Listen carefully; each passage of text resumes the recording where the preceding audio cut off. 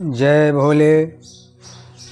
11 रुद्रों की जय, माता सती की जय, सनातन धर्म की जय। हर हर महादेव। श्रोता बंधु, भगवान शिव के क्रोध से प्रकट हुए 11 रुद्रों की संपूर्ण कथा लेकर आया हूँ। महादेव के क्रोध से प्रकट हुए 11 रुद्र वो शक्तियाँ हैं जिससे खुद काल भी डरता है। ये 11 रुद्र भगवान शिव के क्रोध से प्रकट, शिव के क्रोध की वो सेना है जिन्होंने एक महान इतिहास को मिटा दिया। लेकिन ब्रह्मांड आज भी इन 11 रुद्रों के नाम से कांपता है। यह वह समय था जब तर्क खत्म हो गया और एक अलौकिक पागलपन शुरू हुआ था। तब भगवान शिव ने अपने 11 रुद्रों की सेना तैयार की। जय भोले। श्रोता बंधु, मैं पंडित गोपाल जी तिवारी सत्य सनातन ज्ञान संगम चैनल से 11 रुद्रों को नमन करते हुए चैनल पर समस्त श्रोता बंधुओं का स्वागत करता हूँ। हमारा प्रयास पौराणिक कथाओं को जन जन तक पहुँचाना है। सनातन धर्म की जय। श्रोता बंधु, पौराणिक कथाओं के अनुसार दक्ष प्रजापति एक ऐसा राजा जो अपने घमंड में इतना डूब चुका था कि खुद को सृष्टिकर्ता से भी बड़ा समझने लगा था। उसकी नज़रों में उसका अधिकार ही सर्वोच्च था। दक्ष प्रजापति की पुत्री भगवान शिव से प्रेम करती थी। उस शिव से जिससे दक्ष सबसे ज़्यादा नफरत करता था। सती का प्रेम सिर्फ एक भावना नहीं बल्कि आत्मा का अटूट बंधन था जिसे कोई शक्ति तोड़ नहीं सकती थी। दक्ष प्रजापति ने शिव को अपमानित करने के लिए एक भव्य यज्ञ का आयोजन किया, लेकिन जानबूझकर शिव को आमंत्रित नहीं किया। यह शिव के प्रति सिर्फ अपमान नहीं था बल्कि ब्रह्मांडीय संतुलन को खुली चुनौती देने जैसा था। सती उस यज्ञ में अपने पति के सम्मान की रक्षा के लिए पहुंची, लेकिन दक्ष के कटु शब्द सती के हृदय में तीर की तरह उतर गए। दक्ष का हर शब्द जहर से भी ज़्यादा घातक था। अपने पति का अपमान सहन ना कर पाने के कारण सती ने अग्नि को अपना अंतिम सहारा बना लिया। सती हवन कुंड में कूदकर अपने प्राण को त्याग दी और उसी समय सारा दृश्य ही बदल गया। कैलाश पर हलचल बढ़ गई। शिव ने उस अनहोनी को महसूस किया जो शब्दों में वर्णन नहीं किया जा सकता।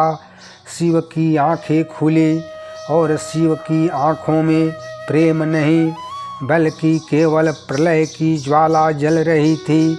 और यहीं से दक्ष के अंत की शुरुआत हुई।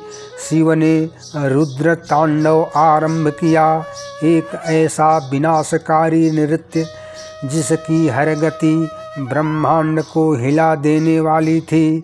शिव ने भयंकर क्रोध के साथ अपनी एक जटा उखाड़ी और उसे पृथ्वी पर पटक दिया। उस जटा की अग्नि और ऊर्जा से वीरभद्र प्रकट हुए। वीरभद्र भगवान शिव के क्रोध का भयानक साक्षात रूप थे, लेकिन वीरभद्र अकेले नहीं थे। शिव का क्रोध और भयानक और गहरा था। शिव का वह भयानक क्रोध 11 अलग अलग शक्तियों में विभाजित हो गया और इस तरह भयानक 11 रुद्र प्रकट हुए। लेकिन इसके बाद जो हुआ उसकी किसी ने कल्पना भी नहीं की थी। दक्ष प्रजापति को यह एहसास भी नहीं था कि वह अपने अंत से टकरा चुका है। आइए जानते हैं शिव के उन 11 रुद्रों के बारे में। रुद्र कपाली, शून्य का धारक, वह हर अहंकार को, हर पहचान को, हर अस्तित्व को निगल जाता था। उसकी उपस्थिति मात्र से ही समय थम सा जाता था और उसकी आँखों में झांकते ही ऐसा लगता है जैसे पूरा ब्रह्मांड एक अंतहीन अंधकार में समा रहा हो। पिंडला, स्वर्णिम ऊर्जा का जीवंत स्वरूप, जैसे वह जलते हुए सूर्य की वह प्रचंड शक्ति हो जिसकी एक दृष्टि ही आकाश गंगाओं को राख में बदलने के लिए काफ़ी है। उसके चारों ओर बहती आग विनाश का संदेश लेकर चलती थी। बिलाकाक्ष, भयानक, अडिग और अजेय, उसकी एक गर्जना से ही मानो आकाश फट रहा हो और पृथ्वी कांप उठी हो। उसकी शक्ति वह प्रलय है जो हर सीमा, हर नियम और हर बाधा को चूर चूर कर देती थी। विरूपाक्ष, असंख्य नेत्रों वाला वह रुद्र, जिससे कुछ भी छुपा नहीं रह सकता था, वह हर आयाम, हर सत्य और हर छल को एक साथ देख सकता है। उसकी दृष्टि सिर्फ वर्तमान तक सीमित नहीं बल्कि अतीत और भविष्य के हर रहस्य को भेद देती है। विलोहित, गहरे लाल रंग का जीवन, वह उस शक्ति का रूप है जो हर जीव के भीतर बहती है और उसी रक्त की गर्मी से ब्रह्मांड की धड़कन चलती है। उसकी उपस्थिति जीवन और मृत्यु दोनों का संतुलन अपने हाथ में रखती है। शास्त्रा, नियंत्रण का परम स्वामी, वह समय की गति को मोड़ सकता है, प्रकृति के नियम को भी बदल सकता है और ब्रह्मांड के हर कण को अपनी इच्छा के अनुसार संचालित कर सकता है। उसके लिए अतीत, वर्तमान और भविष्य सब एक समान है। आस्कमान, एक पाँव पर खड़ा हुआ, वह रहस्यमय रुद्र है जो जीवन और मृत्यु के बीच भी संतुलन बनाए रखता है। उसके पास खड़े होने का अर्थ है उस सीमा को महसूस करना जहाँ से लौटना लगभग असंभव है। अहरबुद्धनीय, गहराइयों का सर्प, जो उन शक्तियों का स्वामी है जो आँखों से नहीं दिखती, पाताल और अंधकार में छिपी रहस्यमयी ऊर्जाएं उसके इशारे से चलती हैं और उसकी खामोशी में ही अगणित रहस्य दफन है। संभव, आनंद का वह स्रोत जो विनाश के बीच भी शांति और संतुलन खोज लेता है। उसकी उपस्थिति यह दर्शाती है कि हर अंत के भीतर एक नई शुरुआत छिपी होती है और हर अराजकता के पीछे एक गहरा सामंजस्य होता है।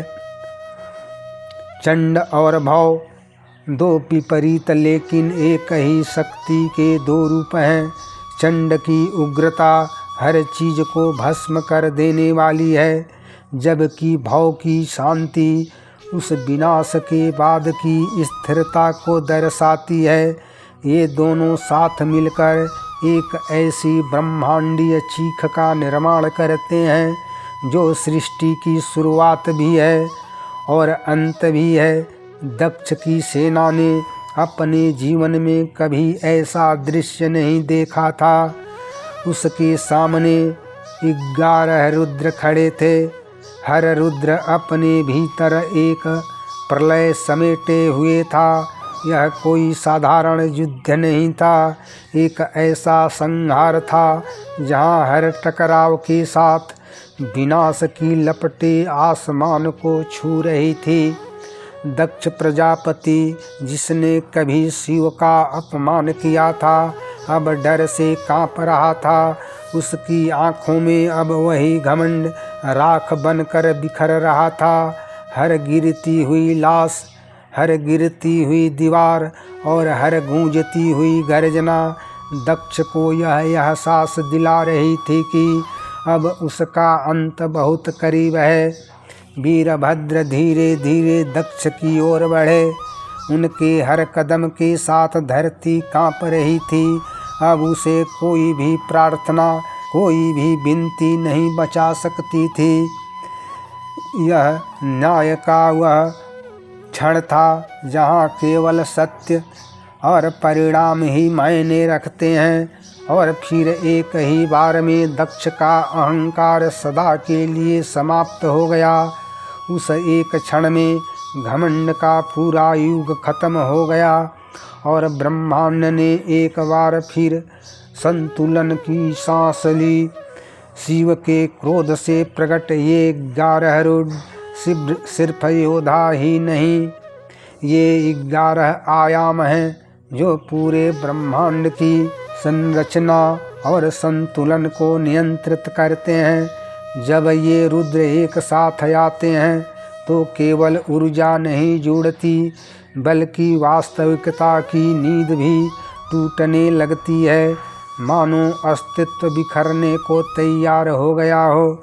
इनका वास्तविक उद्देश्य प्रलय है। जब अधर्म अपनी सीमा पार कर जाता है तब ये 11 रुद्र प्रकट होते हैं, सब कुछ मिटाने के लिए। उनका हर कदम एक अंत की घोषणा है ताकि उसी राख से एक नई सृष्टि जन्म ले सके। हर रुद्र एक तत्व का स्वामी है। अग्नि, जल, समय, पृथ्वी, आकाश, समय, अंतरिक्ष और सबसे खतरनाक तत्व मानव चेतना है। यह वही शक्ति है जो सृजन भी करती है और विनाश भी करती है। और जब ये नियंत्रण से बाहर हो जाए तब पूरा ब्रह्मांड कांप उठता है। लेकिन हर क्रोध का अंत शांति में ही होता है। धीरे धीरे 11 रुद्र अपनी ऊर्जा खोते नहीं बल्कि एक हो जाते हैं महादेव में विलीन होकर। और महादेव ही हर शुरुआत और अंत का मूल स्रोत हैं। शिव की 11 रुद्रों की सेना वही ऊर्जा है जो हर जीव के भीतर बहती है। जय भोले। श्रोता बंधु, भगवान शिव के भयंकर क्रोध से प्रकट 11 रुद्रों की सेना की कथा सुनकर लाइक करें, शेयर करें, कमेंट करें तथा चैनल को सब्सक्राइब जरूर करें। सनातन धर्म की जय। 11 रुद्रों की जय। हर हर महादेव।